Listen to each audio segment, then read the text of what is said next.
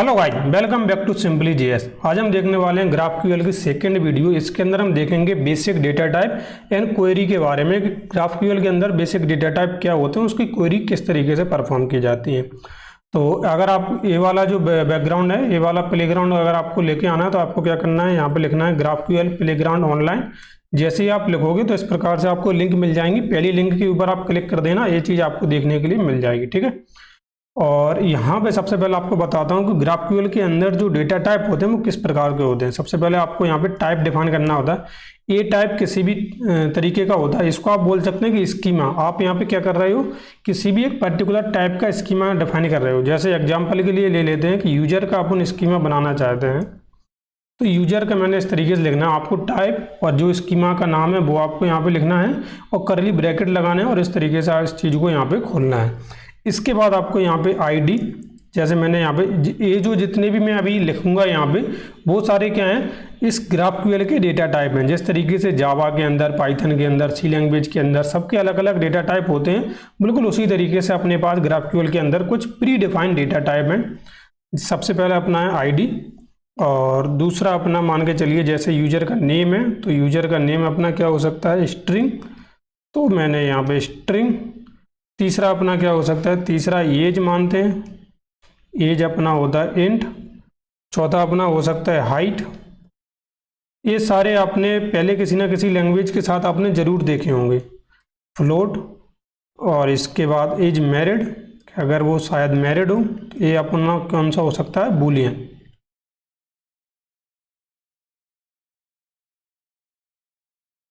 Boolean, okay. तो अपने पास total 5 प्रकार के डेटा टाइप होते हैं ग्राफक्यूएल के अंदर। स्ट्रिंग, आपको मालूम है कि स्ट्रिंग के अंदर जो डबल कोट के अंदर जो चीज़ होती है उसको स्ट्रिंग बोला जाता है। इंटीजर यानी कि जो जीरो से लेके जो अनंत तक जो नंबर होते हैं, जो उनके इंटीजर होते हैं, 0 1 2 3 4 5 6, लेकिन उसके अंदर पॉइंट की कोई भी वैल्यू नहीं होती है। फ्लोट का भी आपको मालूम है कि जो पॉइंट की वैल्यू होती है, जैसे 0.2 1.23 2.35, तो इस प्रकार की वैल्यू फ्लोट के अंदर आती है। और बूलियन का मतलब होता है ट्रू और फॉल्स के अंदर वैल्यू को लेना। अब यहाँ पे एक चीज़ और होती है ग्राफक्यूएल के अंदर कि आपने इस प्रकार से कुछ जो एक्सक्लेमेटरी जो मार्क होता है इसको आप यहाँ पे लगा सकते हो। इसका मतलब क्या होता है, ग्राफक्यूएल क्या है, ग्राफक्यूएल एक्सेप्ट करता है 2 प्रकार की चीज़ें। या तो जो भी आपका अपने डेटा टाइप डिफाइन किया है, यहाँ पे जो आपको इस तरीके से बताना नहीं पड़ता, आप इस तरीके से जैसे इस तरीके से लिखते हो तो वो ऑटोमेटिक डिफाइन हो जाता है कि ये वाला जो आईडी है वो आईडी टाइप का है, नेम है स्ट्रिंग टाइप का है, एज है इंट टाइप का है, अपना जो हाइट है वो फ्लोट टाइप का है, एज मैरिड जो है बूलियन टाइप का है। अब जो एक्सक्लेमेटरी मार्क जो आप लगाते हो, अगर आप नहीं लगाते हो तो यहाँ पे क्या होता है, तो यहाँ पे ये होता है कि इस आईडी के अंदर आप वैल्यू डाल भी सकते हो, और अगर वैल्यू नहीं है तो बाय डिफॉल्ट उसके अंदर नल आ जाएगा, अगर एक्सक्लेमेटरी मार्क्स नहीं है तब। लेकिन अगर आपके पास एक्सक्लेमेटरी मार्क है तो यहाँ पे आप क्या बताते हो, यहाँ पे आप ग्राफक्यूएल को बताते हो कि इसके अंदर वैल्यू होना कंपलसरी है, इसके अंदर नल वैल्यू नहीं हो सकती, इसके अंदर वैल्यू का होना बहुत ही ज़्यादा जरूरी है। ठीक है, तो यहाँ पे एक कंपलसरी कंडीशन लगाने के लिए आप क्या कर सकते हो, आप यहाँ पे बता सकते हो कि यहाँ पे वैल्यू होना कंपलसरी है with the help of exclamatory marks. ठीक है, इसी तरीके से आप हाइट के लिए भी कर सकते हो।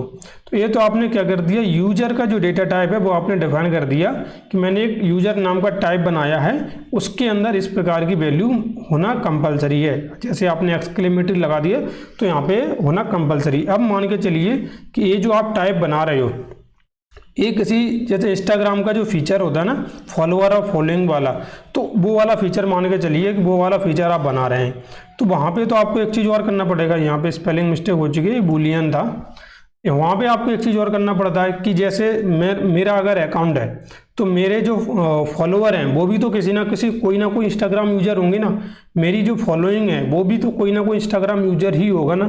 तो यहाँ पे आप क्या बताना चाहते हो कि मेरे जो फॉलोअर हैं वो भी एक यूजर है। तो ये चीज़ कैसे करेंगे, मतलब अगर यूजर के अंदर आपको एक और यूजर डालना है तो कैसे डालेंगे, नॉर्मली रेस्ट एपीआई के अंदर ये पॉसिबल नहीं था, लेकिन आप इसके अंदर कर सकते हो। आप इसके अंदर क्या करोगे, आप एरे जो होता है एरे का स्क्वायर ब्रैकेट लोगे और यहाँ पे आप इजीली बता दोगे कि जो फॉलोअर जो होगा मेरा, उसका जो टाइप है वो कौन सा टाइप होगा, वो होगा यूजर टाइप।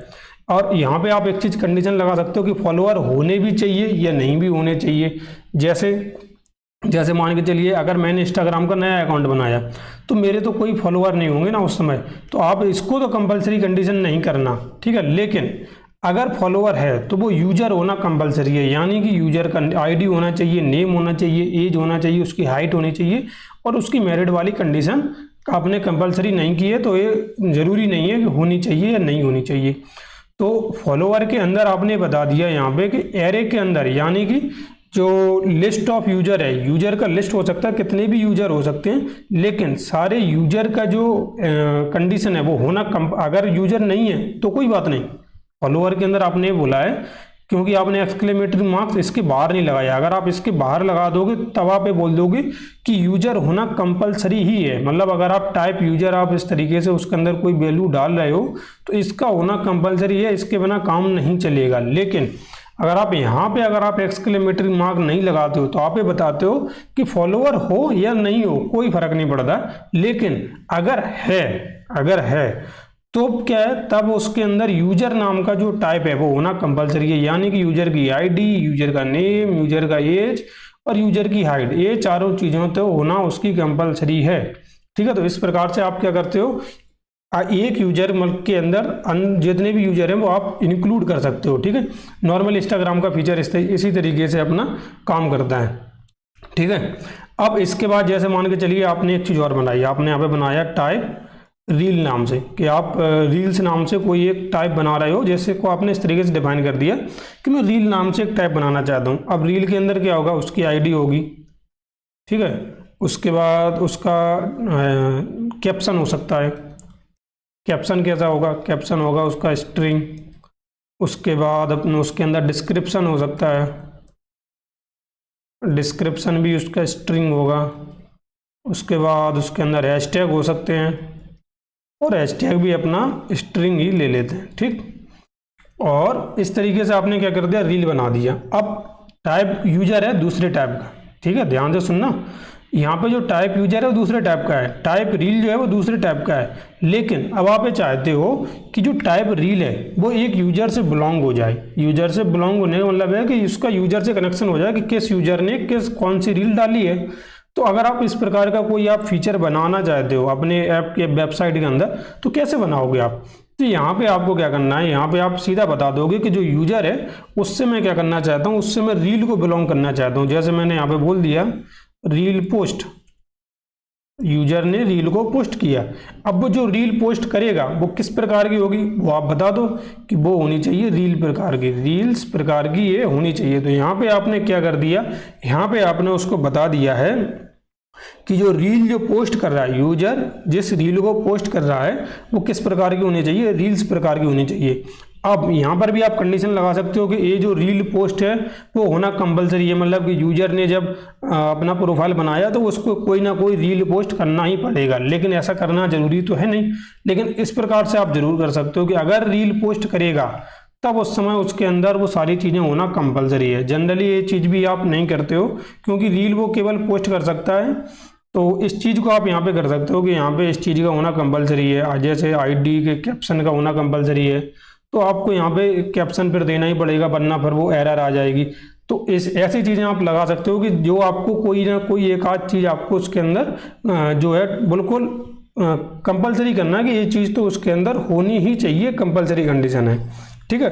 तो इस तरीके से आप क्या कर सकते हो कि आप अपना जो डेटा टाइप है वो आप स्कीमा इसको बोलते हैं, ये स्कीमा आप खुद का स्कीमा डिफाइन कर सकते हो। कोई दूसरा स्कीमा अगर आपने डिफाइन किया है तो उस स्कीमा को आप यहाँ पे कॉल कर सकते हो, इस तरीके से ले सकते हो, और मतलब इस तरीके से ले सकते हो। और अगर खुद का स्कीमा को अगर यूज करना है तो आपको इस तरीके से आप यूज कर सकते हो। तो यहाँ पे आपको मैंने एक एग्जांपल भी लेके बता दिया है कि यहाँ के किस तरीके से ये एक्चुअल में रियल लाइफ के अंदर कहाँ पे यूज होता है इस प्रकार की चीज़ें, ठीक है। अब एक और होता है इसके अंदर रूट, जो रूट होता है बिल्कुल जड़ जिसको बोला जाता है, वो टाइप होना उसके अंदर कंपलसरी है। जितनी भी आप बड़ी एपीआई बना लो, ये क्या है, ये सारी चीज़ें अपन एपीआई के लिए करते हैं।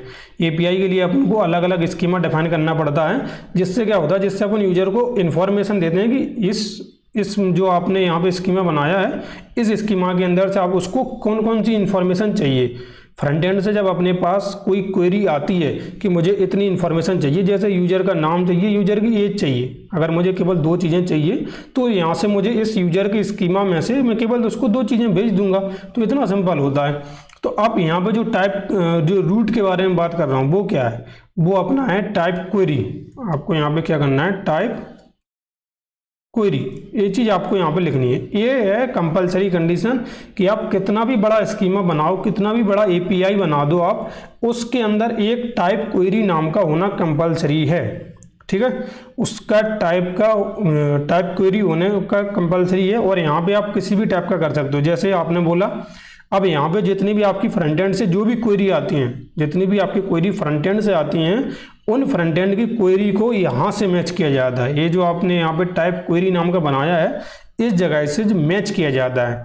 तो जब आप इसको मैच करते हो, तो जब ये दोनों मैच हो जाते हैं, तब आपको डेटा जो है फ्रंट एंड के अंदर आता हुआ दिखाई देता है कि आपका डेटा जो है वो रिस्पॉन्स के रूप में आपको मिल चुका है। ठीक है, जैसे कि मैंने यहाँ पे यूजर्स नाम से बनाया कि मुझे यहाँ पे बहुत सारे यूजर्स चाहिए, तो मैं यहाँ पे क्या कर दूंगा, तो यहाँ पे आप बताते हो इस तरीके से कि जो यूजर टाइप का है, मैं इसके अंदर क्या करना चाहता हूँ कि अगर यूजर्स नाम की कोई क्वेरी देता है अपने को, फ्रंट एंड से यूजर्स नाम की कोई क्वेरी भेजता है, तो मुझे वहाँ पे लिस्ट ऑफ यूजर भेज देने हैं। ठीक है, तो आपने इस चीज़ से इन्फॉर्मेशन दे दिया। अब कोई बोलता है कि मुझे केवल एक सिंगल यूजर चाहिए, कोई एक सिंगल यूजर, तो उसने बोला कि मुझे एक सिंगल यूजर चाहिए, तो आप उस जगह पे क्या करोगे, उस जगह पे आप बहुत ही सिंपल तरीके से क्या कर सकते हो, आप वहाँ पे बोल सकते हो कि मुझे यूजर की आईडी दे दो, मैं यूजर की आईडी के बेस पे आपको यूजर को लेके दे दूंगा।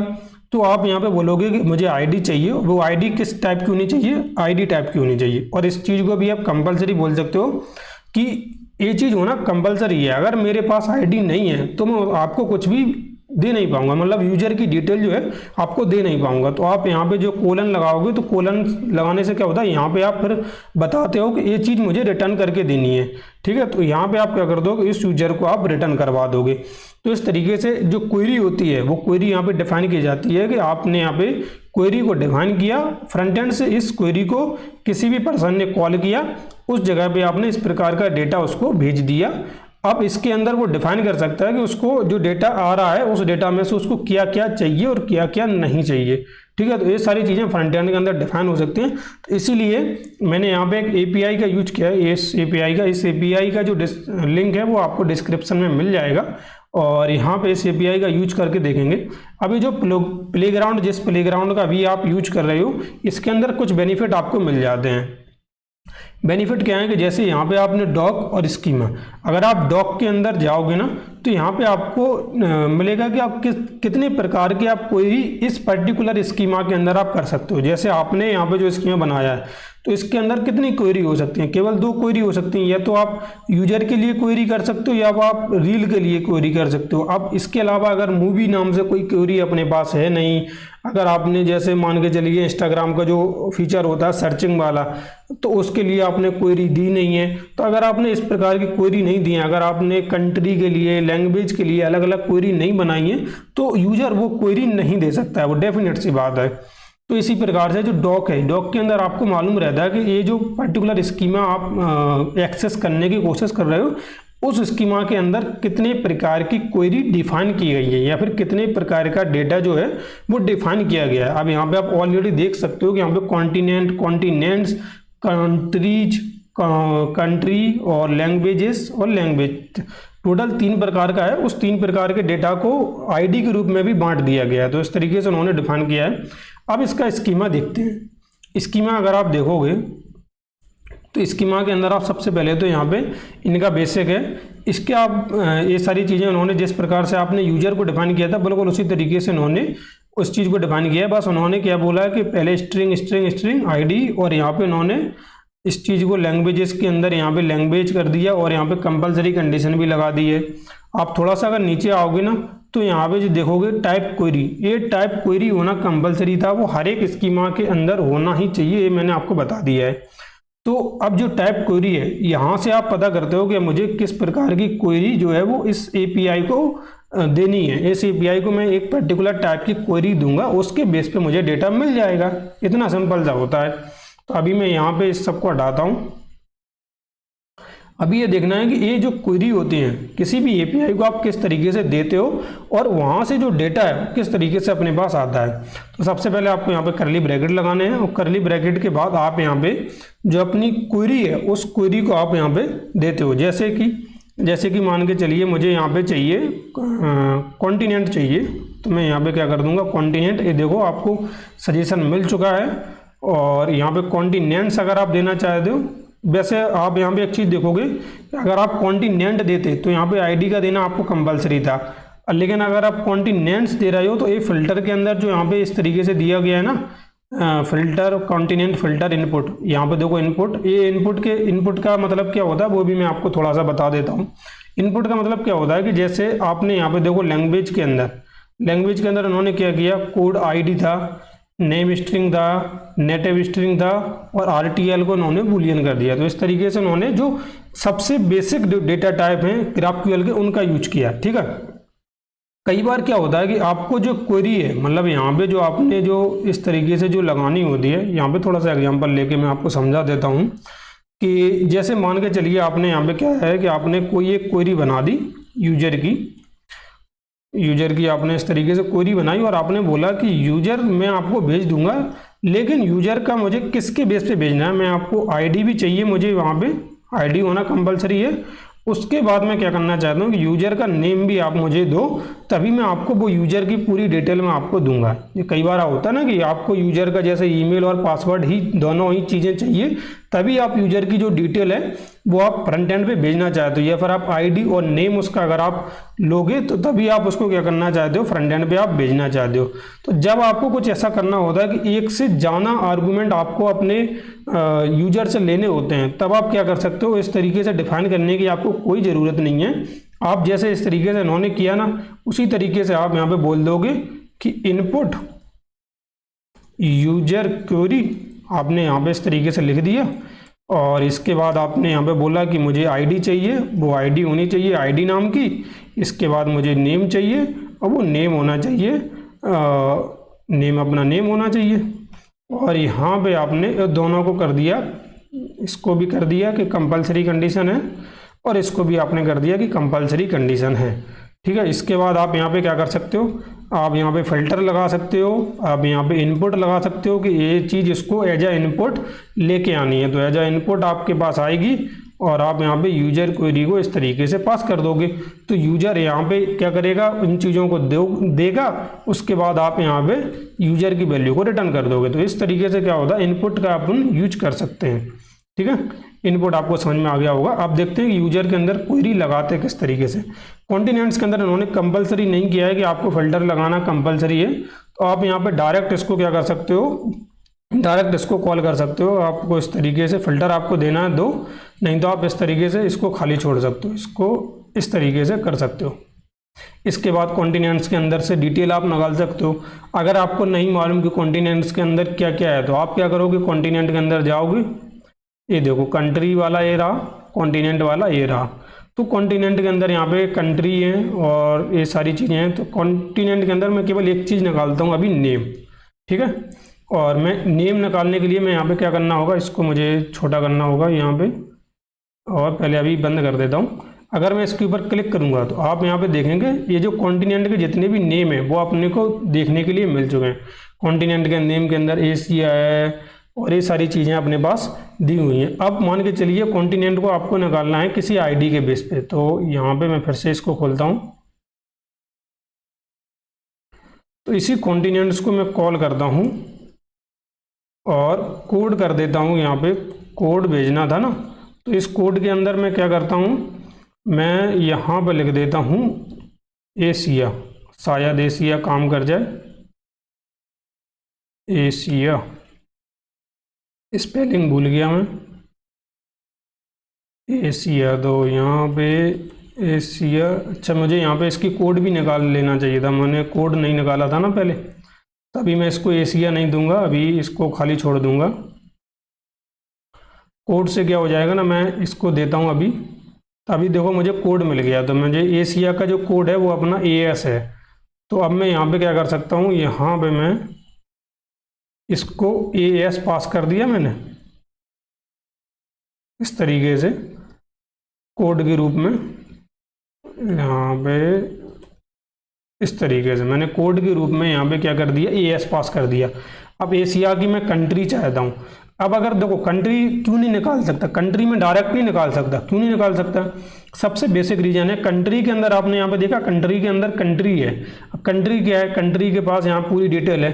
तो मुझे यहाँ पे क्या करना होगा, अगर मुझे कंट्री चाहिए तो मैं यहाँ पे लिखूँगा सबसे पहले तो कंट्रीज, और इसके बाद फिर से यहाँ पे करली ब्रैकेट लगाऊंगा और इसके अंदर से मुझे जो चीज़ें चाहिए वो मैं निकाल लूँगा। जैसे मुझे कोड चाहिए इसका तो मैं कोड निकाल लूँगा। फिर यहाँ पे अगर थोड़ा सा नीचे आओगे तो यहाँ पे इन्होंने करेंसी का ऑप्शन दिया है तो आप यहाँ पे करेंसी निकाल सकते हो। इन्होंने नेम का ऑप्शन दिया है तो आप यहाँ पे नेम निकाल सकते हो। अच्छा, नेम के अंदर भी इन्होंने लैंग्वेज वाला दे दिया है कि जो लैंग्वेज है वो अपन दे सकते हैं कि किस प्रकार की लैंग्वेज होनी चाहिए, पाकिस्तानी, बांग्लादेशी या कोई और प्रकार की। इसके बाद इसके अंदर फ़ोन्स दिए हैं तो इसके फ़ोन्स को भी निकालते हैं। इसके बाद अपना इमोजी दिए हुए हैं तो इमोजी भी निकालते हैं, और स्टेट्स दिए हुए हैं, स्टेट्स भी निकालते हैं। इतनी सारी इन्फॉर्मेशन आपको निकालनी है। अब यहाँ पे तो देखो बहुत सारी इन्फॉर्मेशन है, इसमें से आपने डिसाइड कर दिया कि कौन सी इन्फॉर्मेशन आपको चाहिए। तो आपके पास जितना बड़ा स्कीमा है उस स्कीमा के बेस पे आप लगा सकते हो कि मुझे उसमें से केवल इतनी इन्फॉर्मेशन चाहिए, तो आपको फ्रंट एंड के अंदर केवल उतनी इन्फॉर्मेशन ही मिलेगी। तो ये उसका GraphQL का सबसे बड़ा फायदा होता है, जिसकी मदद से आप क्या कर सकते हो, पूरा जो अपना एप्लीकेशन है वो पूरी तरीके से बिल्कुल इतना अच्छा मैनेज कर सकते हो कि यूजर मतलब कोई अगर हैकर आ भी गया ना तो उसको आपको देखकर आपको परेशानी नहीं आएगी, क्योंकि आपको मालूम है कि उसके पास आपके पास कोई भी ऐसा डेटा नहीं है कि जो बहुत ही ज़्यादा सिक्योरिटी वाला हो। क्योंकि फ्रंट एंड के अंदर नॉर्मली आप क्या करते हो, टोकन वगैरह कभी कभी स्टोर करते हो। तो अगर आपको सिंगल टोकन स्टोर करना है तो आप केवल सिंगल टोकन मंगाओगे, बाकी बेस की चीज़ें आप नहीं मंगाओगे। ठीक है, तो अभी इसको बंद कर दें। अब अगर मैं इसको चलाता हूँ तो आप यहाँ पे देखना अभी क्या होगा। मैं इसको फिर से चलाता हूँ यहाँ पे। चल मैं अपने को यहाँ पे इसको हटा देता हूँ और इसके बाद इसको इस तरीके से अभी चलाता हूँ। अभी आप यहाँ पे देखोगे तो यहाँ पे कॉन्टिनेंट अपने पास आ गया। देखो नेम एशिया है, कोड उसका AS है, और कंट्री इसके अंदर है United Arab, Afghanistan, Armenia, Bangladesh, Bahrain, Bhutan, Cocos, China, और इसके अंदर इंडिया भी होगा, और अपना इंडिया भी यहाँ पे है। अब कंट्री के अंदर अपने नेम के अंदर इंडिया निकाला, इसका अपन कोड निकाल सकते हैं। तो इसका अगर मैं कोड निकालूंगा तो देखो कोड अपना इंडिया का क्या कोड है, इंडिया का अपना कोड है, थोड़ा सा नीचे आएंगे, IN अपना इंडिया का कोड है। इसकी करेंसी भी निकालते हैं कि इसकी करेंसी क्या है, करेंसी। तो अगर मैं करेंसी निकालूंगा तो करेंसी अपने पास मिल जाएगी, सबकी अलग अलग है। वैसे ये देखो बांग्लादेश की BDT करेंसी है, बहरीन की BHD है, ब्रुनई की BND है, भूटान की BTN INR है, और अपनी चाइना इंडिया की, चाइना की क्या है, CNY है, और यहाँ पे अगर इंडिया की आए तो इंडिया की अपनी INR है। इसके बाद इमोजी निकालते हैं। इमोजी क्या है इसका, इंडिया का इमोजी क्या है, इंडिया का इमोजी, इंडिया का इमोजी यहाँ पे इंडिया का इमोजी जो है IN है। वैसे आप अभी एक काम और कर सकते हैं। अगर आप यहाँ पे नीचे आओगे क्वेरी के अंदर, तो क्वेरी के अंदर इन्होंने कंट्री के लिए अलग से स्पेसिफिक बना रखा है ना। तो अभी आप एक काम और कर सकते हो कि अगर आप मैं इसको हटा दूं, अभी कॉन्टिनेंट मुझे नहीं चाहिए क्योंकि मुझे कोड तो मालूम मतलब लग गया है ना। तो मैं अभी क्या कर सकता हूँ, अभी जो कंट्री वाला है ना उस कंट्री वाले को एक्सेस करूँगा, और यहाँ पे कोड के अंदर जो वैल्यू है वो मैं दे दूंगा IN। ठीक है, तो अगर मैं इसके अंदर IN पास कर दूंगा इस कंट्री के अंदर, तो कंट्री वाले के अंदर जाऊंगा मैं, यहाँ पे कंट्री, और इसके अंदर से मुझे सारी चीज़ें निकालनी है। इसके अंदर से नेम निकालूंगा, करेंसी, नेम के बाद यहाँ पे करेंसी, और इसके बाद इसका लैंग्वेजेस, और लैंग्वेजेस के अंदर लैंग्वेज है तो लैंग्वेजेस के अंदर मुझे चाहिए, पहले मैं और चीज़ें निकाल लेता हूँ, फिर उसके बाद मुझे यहाँ पे फ़ोन चाहिए मुझे, और इसके बाद फ़ोन्स के अंदर स्ट्रिंग होना कंपलसरी है, और इस तरीके से। तो यहाँ पे फ़ोन्स भी निकालते हैं। लैंग्वेजेस को चेक करते हैं कि लैंग्वेजेस के अंदर क्या क्या है। लैंग्वेजेस के अंदर कोड है, नेम है, और ID है, नेटिव है। तो यहाँ पे नेम और कोड, इस तरीके से दो चीज़ें निकालते हैं। अभी मैं इसको चलाता हूँ, तो अभी आप पहले इसको हटा दें, तो डेटा आया और डेटा के अंदर कंट्री देखो, कंट्री अपने पास है India, currency INR, phone number इसका 91 से शुरू होता है और फ़ोन्स 91 से। लैंग्वेज देखो आप, लैंग्वेज इसके अंदर हिंदी है और इंग्लिश है, दो प्रकार की अपने पास यहाँ पे इन्होंने लैंग्वेज के बारे में बताया है। लिटरली इनको मालूम नहीं है, क्योंकि अपने यहाँ पे तो बहुत सारी लैंग्वेज बोली जाती हैं, मतलब बहुत सारी बोली जाती हैं, पंजाबी, गुजराती, हरियाणा और मराठी, बहुत सारी अलग अलग लैंग्वेज हैं, लेकिन इन लोगों को मालूम नहीं है। बिहारी, यूपी, अभी तोरा कहाँ बताऊँ, मतलब बहुत सारी अलग अलग लैंग्वेज हैं, वो सारी बोली जाती हैं। ठीक है, तो इस तरीके से आप क्या कर सकते हो, मतलब किसी भी जो डिटेल है वो आप यहाँ पे निकाल सकते हो और यहाँ पे आप स्पेसिफाई कर सकते हो कि मुझे केवल इतना डेटा चाहिए। अब लैंग्वेज के अंदर से केवल आपको नेम चाहिए था या कोड चाहिए था या कोई पर्टिकुलर इन्फॉर्मेशन चाहिए, तो इस तरीके से आप कर सकते हो। तो ये था अपना बेसिक कि किस तरीके से GraphQL का बेसिक आप परफॉर्म कर सकते हो। ये चीज़ मैंने इसलिए बताई है क्योंकि आप एक्चुअल कोड पे जब अगली वीडियो के अंदर आप क्या करोगे, Node.js के साथ API बनाना सीखना शुरू कर दोगे, तो एक्चुअल कोड पे जाने के पहले आपको इन सब चीज़ों की समझ हो कि डेटा टाइप क्या होते हैं, कैसे निकाले जाते हैं, क्वेरी किस तरीके से लगाई जाती है, इनपुट होता क्या है एक्चुअल में। अभी इसके अंदर API के साथ आप म्यूटेशन को नहीं समझ सकते हो। म्यूटेशन में एक्चुअल में जब वहाँ पे परफॉर्म करूँगा ना, तब मैं आपको समझाऊंगा। रिजॉल्वर, म्यूटेशन, ये दोनों चीज़ें एक्स्ट्रा रह चुकी हैं अभी, बस ये दोनों चीज़ों को मैं जाके आपको API पे भी समझाऊंगा। और एक मतलब जो API है अपनी Node.js की, उस API को बनाएंगे भी अपन, और इसके अलावा जो प्रोजेक्ट बनेंगे उसमें अपन एक्सप्रेस GraphQL का, MongoDB का, एक्चुअल डेटाबेस का भी यूज करके देखेंगे। धीरे धीरे करके सारी चीज़ों को एक्सप्लोर करूंगा। कोई डाउट है आपको तो कमेंट सेक्शन में आप जरूर बोल देना, और इंस्टाग्राम पे भी आप मुझे बोल सकते हो, और कम्युनिटी पोस्ट के अंदर भी आप वहाँ पे बोल सकते हो। सभी का देखो कमेंट एक ऐसी चीज़ है जो सभी की पढ़ी जाती है। ऐसा कुछ नहीं होता है कि मतलब अगर लाइक उसके ऊपर मैंने दिल नहीं दिया या फिर मैंने उसको रिप्लाई नहीं किया तो ऐसा उसका मतलब ये नहीं है कि मैंने पढ़ी नहीं है।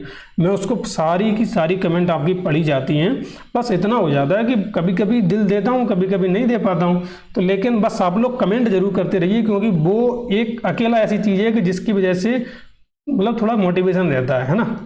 तो मिलते हैं अपन नेक्स्ट वीडियो में, जब तक के लिए thank you for watching this video.